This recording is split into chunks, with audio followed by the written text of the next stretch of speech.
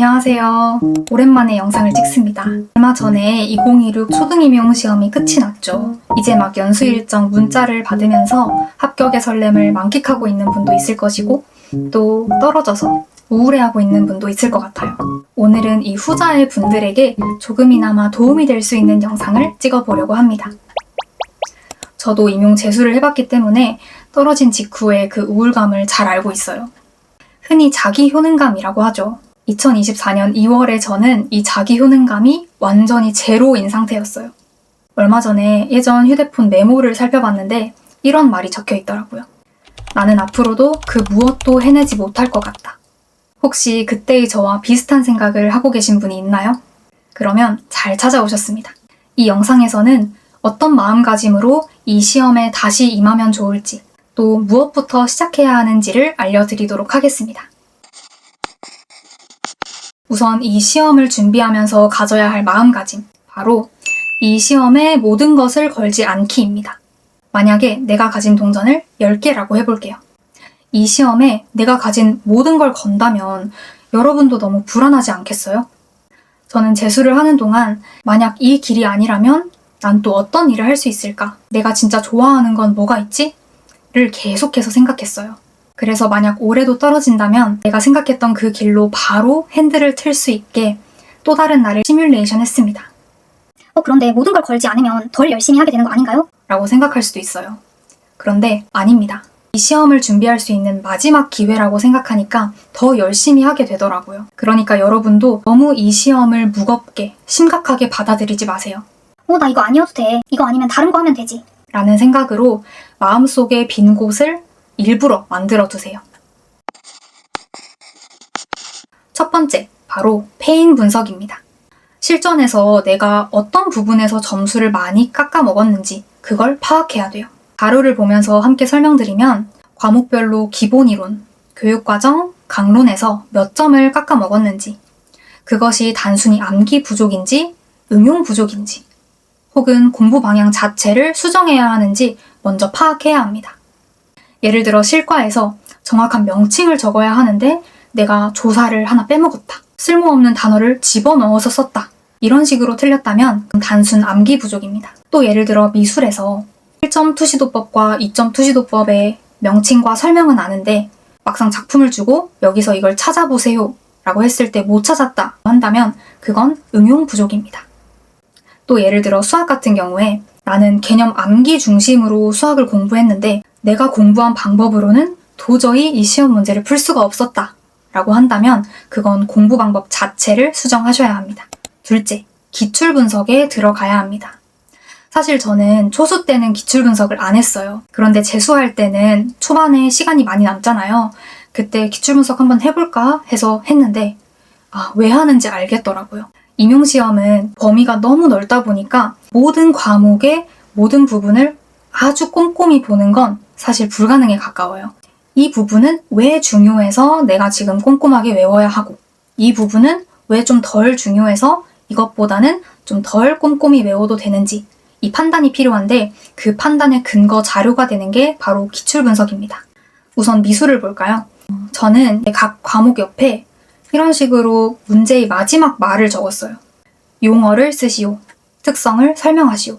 방법을 쓰시오. 틀린 것 기호를 쓰고 바르게 고치시오. 단계에 적절한 학습 활동을 쓰시오. 제작 과정을 쓰시오.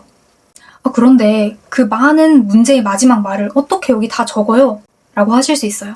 근데 다행히도 매번 새로운 문제가 나오는 게 아니라 그 패턴이 반복됩니다. 사실 이것만 잘 읽어봐도 내가 과목별로 무엇을 외워야 하는지, 어떤 식으로 공부해야 하는지 감이 와요. 미술은 작품과 연계되어 나오는 경향을 내가 기출 분석을 통해 확인했지. 그럼 예를 들어 판화를 외울 때는 어떤 작품이 나오더라도 내가 이게 볼록판화인지 오목판화인지 구별을 할 수 있어야겠구나.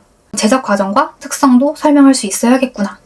수업 모형에 한 단계의 빈칸을 뚫어놓고 학습 활동을 쓰세요 라고 하면 판화 내용과 연관지어서 학습 활동도 쓸 수 있어야겠구나. 이런 식으로 암기를 할 수 있는 거죠. 수학은 용어를 적으라는 문제도 나오지만 실제로 내가 계산을 하거나 지도 방안을 식으로 쓰라는 문제가 많이 나와요. 아무리 기본 이론이 나오더라도 해당 개념을 숫자 예시를 들어서 설명하도록 우리에게 요구를 합니다. 저도 기출분석을 통해 알게 된 건데 수학 문제들이 실제로 교과서에 있는 문제에서 출발하는 경우가 많더라고요. 그래서 저도 재수를 할 때는 교과서를 다 살펴보고 교과서 기반으로 수학 자료를 새로 만들었어요. 각 교대의 도서관에 가보면 지도서가 다 준비되어 있습니다. 저는 경인교대 도서관에 갔는데요. 1학년 1학기부터 6학년 2학기까지 지도서를 한 두세 개씩 보면서 각 단원별로 지도상 유의점, 핵심 개념과 원리, 교과서 문제, 나의 지도 방법, 학생 5개념 이렇게 4가지를 정리했어요. 하필 이 4가지인가요? 라고 물어보신다면 기출 분석을 해보니까 이 4가지가 가장 중요했기 때문이에요. 실제로 한 기출에서는 지도서에 나왔던 그 지도상 유의점이 내가 실제로 답으로 적어야 했던 그 문장인 경우도 있었습니다. 그러니까 중요하게 봐야겠죠. 언제 다시 이 지도상 유의점이 문제화 될지 모르니까.